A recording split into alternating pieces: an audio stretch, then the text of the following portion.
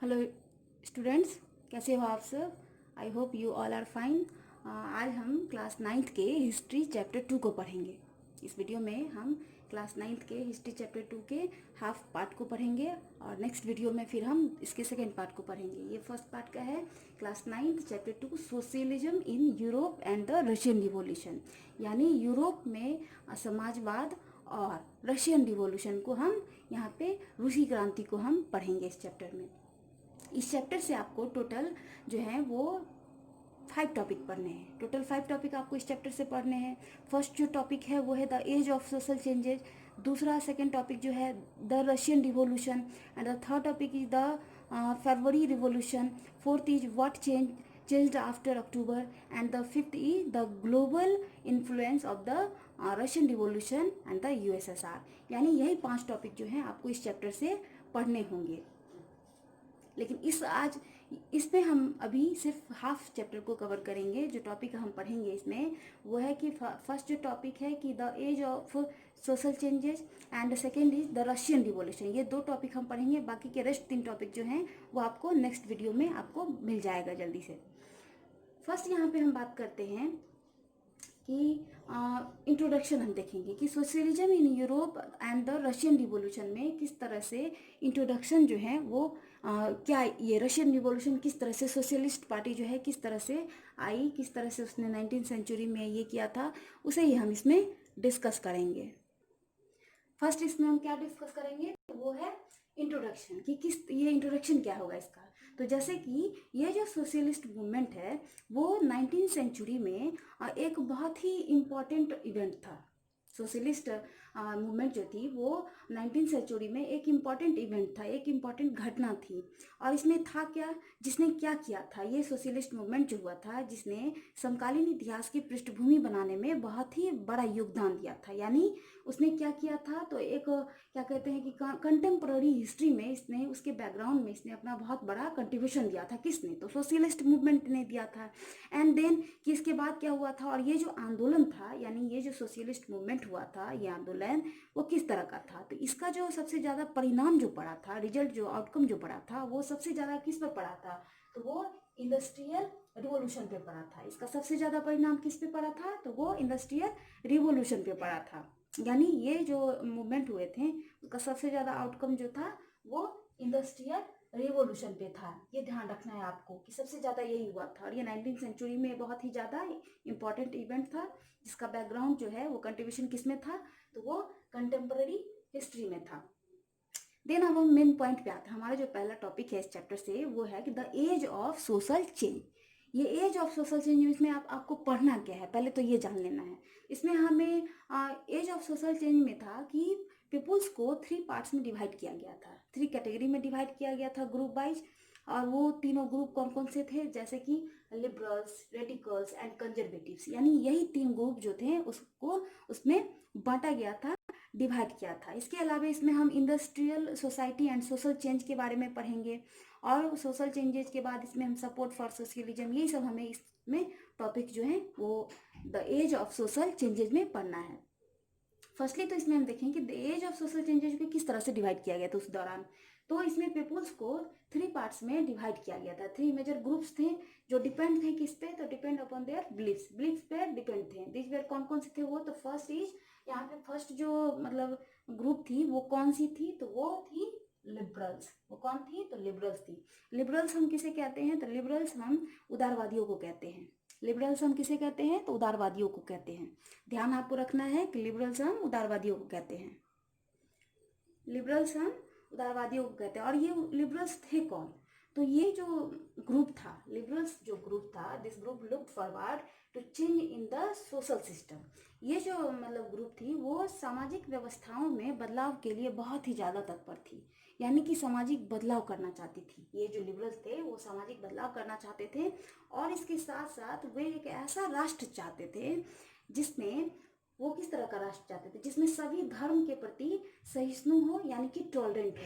सीधी है कि they wanted a nation which was tolerant to all religions as against the common practice of preferring a single religion in countries at that time like Britain favored the Church of England, Austria and Spain favored the Catholic Church। यहाँ पे क्या था कि ये जो liberals थे वो तो सबसे पहले क्या चाहती थी कि ये सामाजिक जो भी सोशल सिस्टम थे उसमें उसमें बदलाव के लिए, चेंज करने के लिए बहुत ही ज़्यादा उतारू थी, बदलाव मतलब तत्पर थी। और ये एक ऐसा राष्ट्र चाहते थे जो सभी धर्मों के प्रति टॉलरेंट हो, क्योंकि उस समय के देशों में एक ही धर्म को पसंद करने के आम चलन थे, यानी कि कॉमन प्रैक्टिस थे, के खिलाफ था। यानी उस दौरान क्या था, उस समय के जो भी देशों में क्या था कि एक ही धर्म को पसंद करने के आम चलन यानी कि कॉमन प्रैक्टिस के खिलाफ था।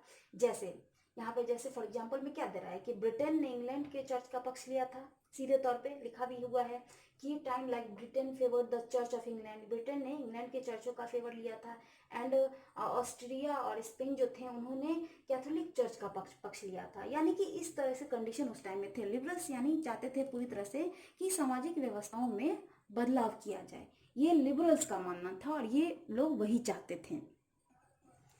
देन इसमें सेकंड जो ग्रुप थी वो क्या थी, पहली ग्रुप तो लिबरल्स थे, यानी कि पहली ग्रुप उदारवादियों का था। सेकंड जो ग्रुप था वो था रेडिकल्स का था। और रेडिकल्स किसे कहते थे, तो वो कट्टरपंथियों को कहते थे। तो रेडिकल्स किसे कहते थे, कट्टरपंथियों को कहते थे। और ये रेडिकल्स क्या चाहते थे, तो they preferred a nation in which government was passed on the majority of a countries population. यानी ये जो रेडिकल्स थे वो क्या चाहते थे, तो वो रेडिकल्स ने एक ऐसे राष्ट्र को प्राथमिकता दी थी जिसमें सरकार देश की अधिकांश आबादी पर आधारित थी।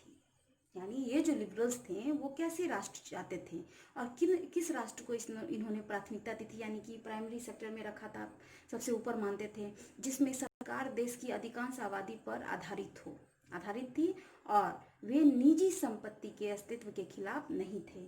सिंपल है कि जैसे they were not against the existence of private property but dislike concentration of property in the hands of a few. यानी ये क्या करती थी, तो वे निजी संपत्ति के जो भी अस्तित्व के खिलाफ नहीं थे, लेकिन कुछ के हाथों में संपत्ति की एकाग्रता को नापसंद किया जाता था। यानी इस तरह के कंडीशन जो है, रेडिकल्स जो कट्टरपंथी थे वो सोचते थे इस तरह से। एंड जो भी मैनी वुमेन्स जो थी, बहुत सारी महिलाएं थी, बहुत सारी महिलाओं के मताधिकार आंदोलन का भी समर्थन किया गया था इस दौरान। किस दौरान किया गया था, तो रेडिकल्स के दौरान किया गया था। यानी कि कट्टरपंथियों के टाइम में इस ग्रुप के द्वारा जो भी महिलाओं के मतदान होते हैं, उनका जो मताधिकार होता है आंदोलन, उसमें भी समर्थन किया गया था। देन थर्ड ग्रुप जो थी वो थी कंजर्वेटिव्स। कंजर्वेटिव्स कौन थे, तो कंजर्वेटिव्स परंपरावादियों को कहा जाता था उस टाइम में।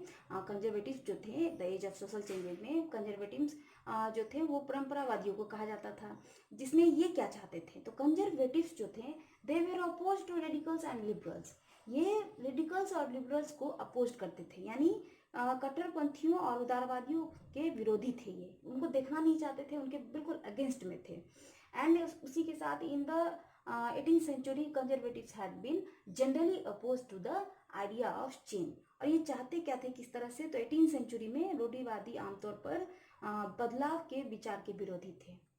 मतलब कि जो भी बदलाव के बारे में सोचता था उसके विरोधी थे ये लोग। तो इस तरह की कंडीशन थे। And after the French revolution क्या हुआ, तो फ्रेंच रिवॉल्यूशन के बाद however even conservatives had opened their minds to the need for change.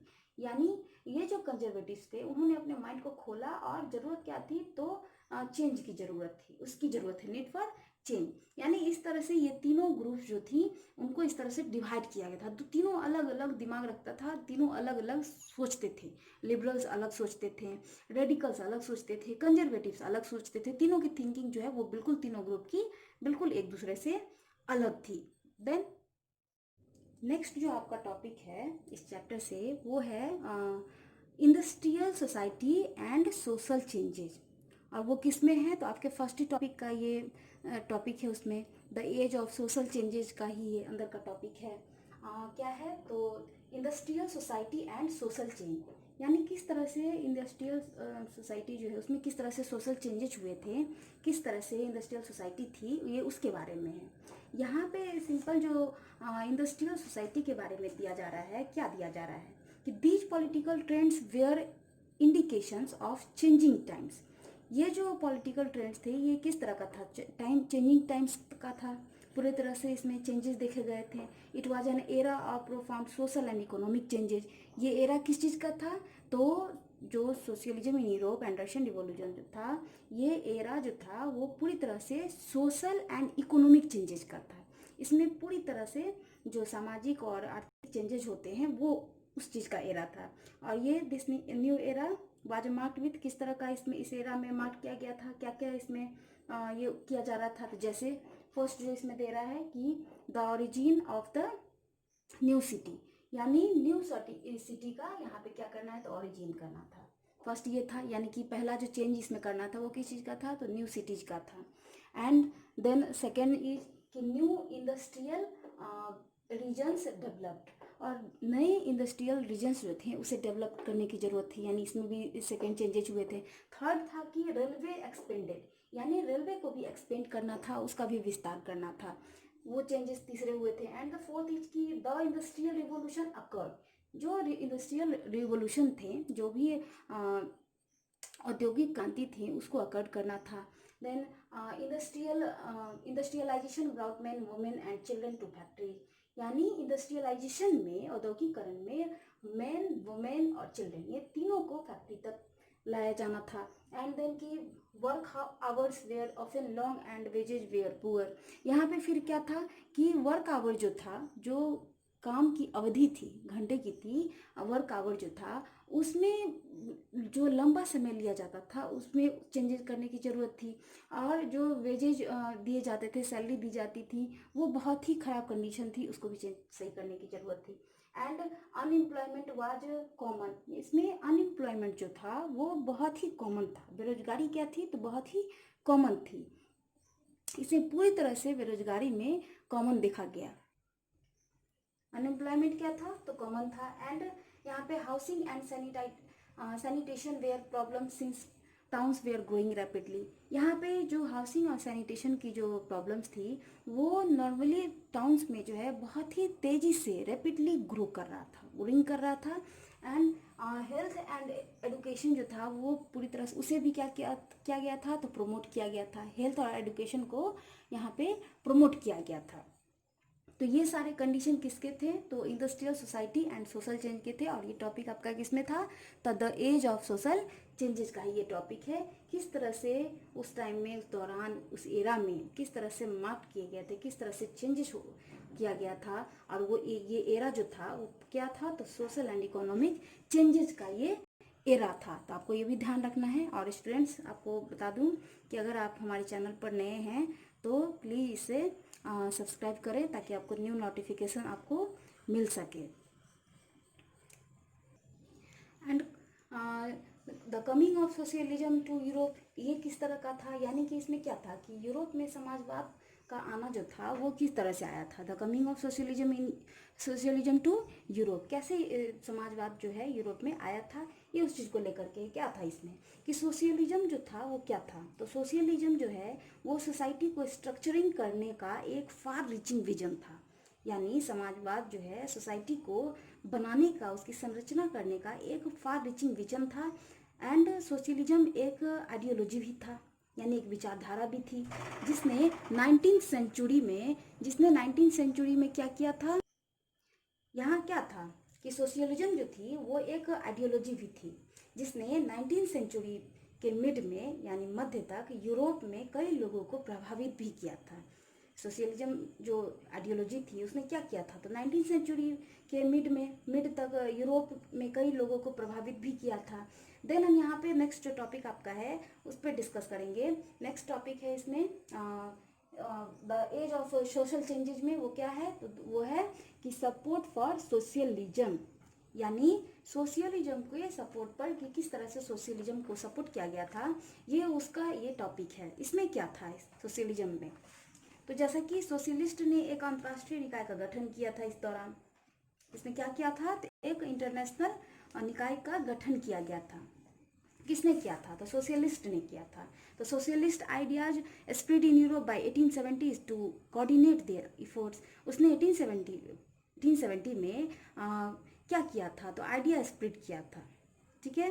And उसके बाद क्या हुआ था, socialist formed an international body, यानी सोशलिस्ट ने एक अंतर्राष्ट्रीय निकाय का भी गठन किया था, जिसे दूसरा अंतर्राष्ट्रीय भी कहा गया था। यानी इसे क्या कहा गया था, तो कॉल्ड द सेकेंड इंटरनेशनल, इसे सेकेंड इंटरनेशनल भी कहा गया था। देन इसमें वर्कर्स क्या ये करते थे, उनका किस तरह से फॉर्मिंग हुआ था एसोसिएशन का, तो workers began forming associations in England and Germany, एंड इनकी डिमांड क्या थी। जो भी वर्कर्स थे उन्होंने और वर्कर्स ने इंग्लैंड और जर्मनी में संघ बनाना शुरू कर दिया, और उनकी डिमांड क्या थी, वो क्या चाहते थे आखिर।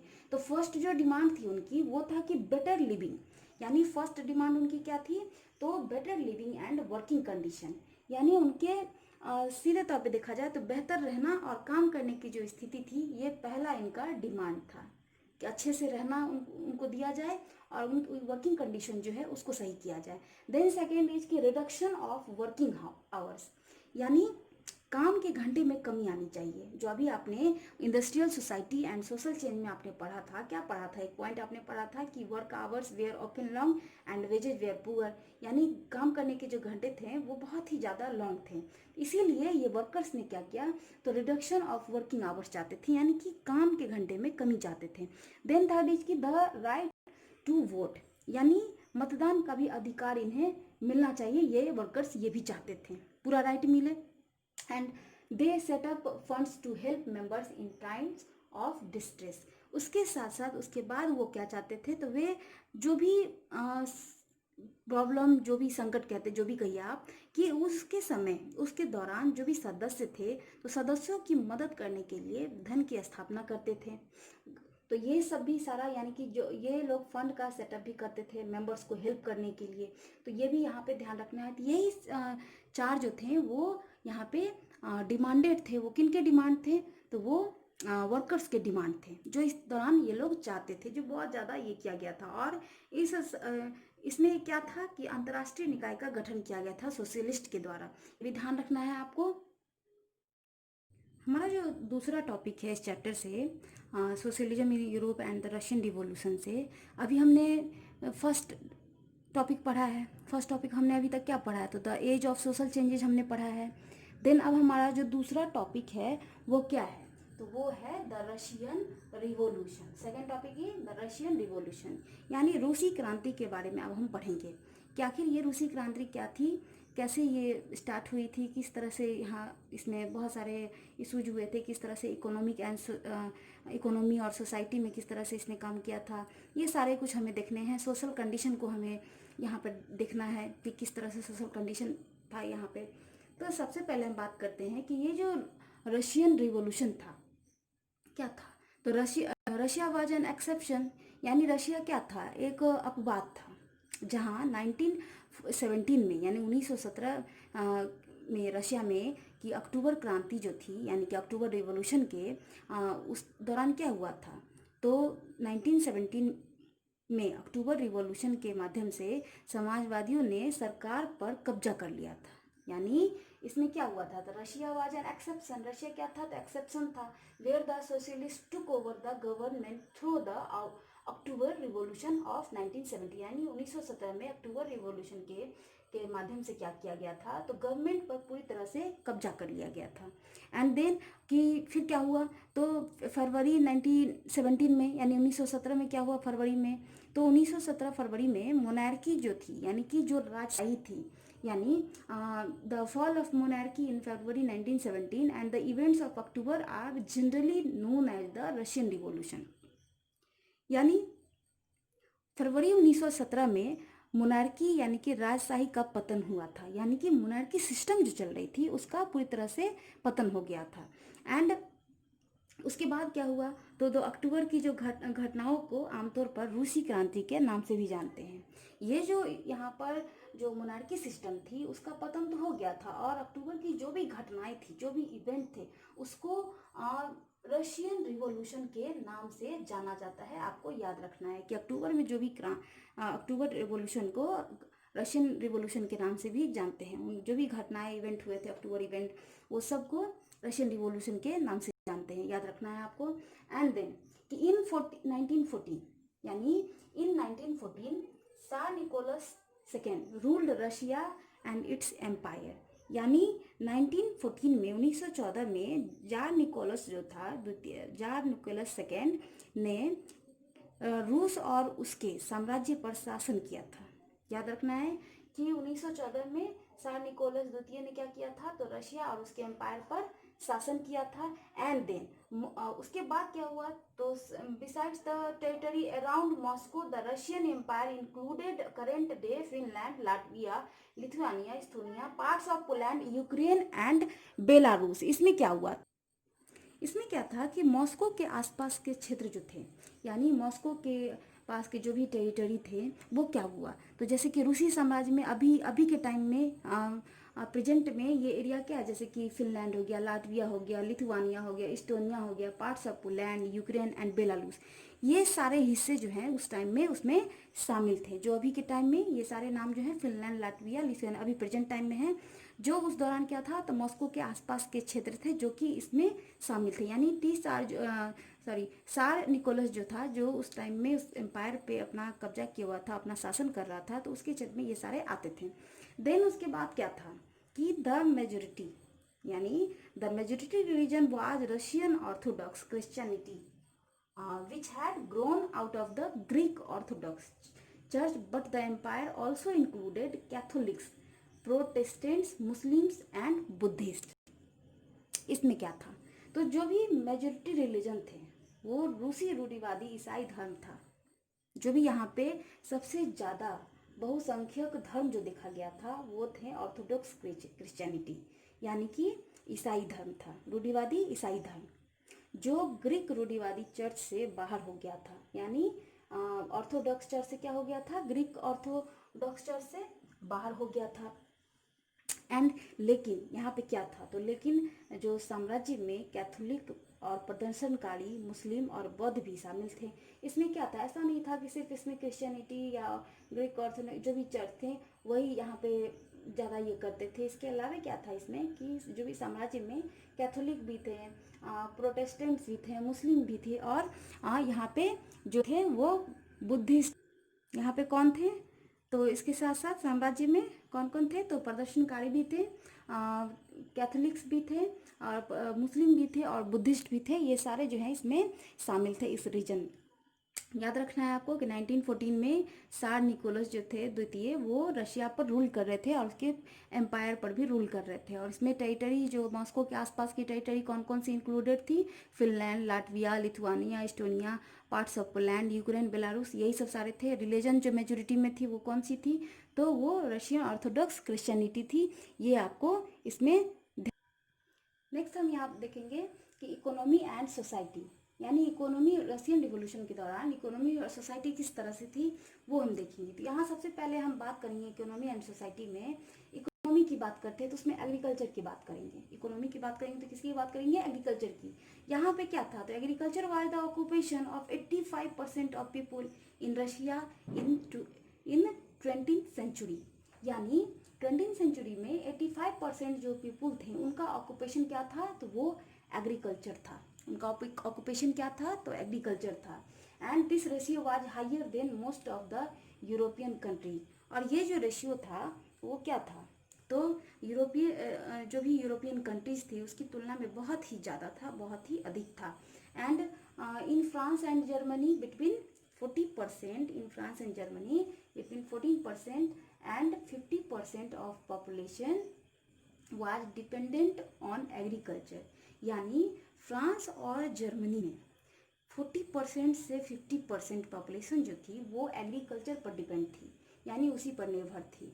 Then industry cropped up in Russia in limited areas, यानी इंडस्ट्री जो थी वो लिमिटेड एरियाज में थी। और इसके जो इम्पोर्टेंट प्रोमिनेंट इंडस्ट्रियल एरिया थे वो कौन कौन से थे, तो वो पिट्सबर्ग एंड मॉस्को थी। ये दो जो थे इंडस्ट्रियल प्रोमिनेंट एरिया थे, बहुत ही प्रमुख एक तरह से क्षेत्र माना गया था उस टाइम इंडस्ट्री के हिसाब से।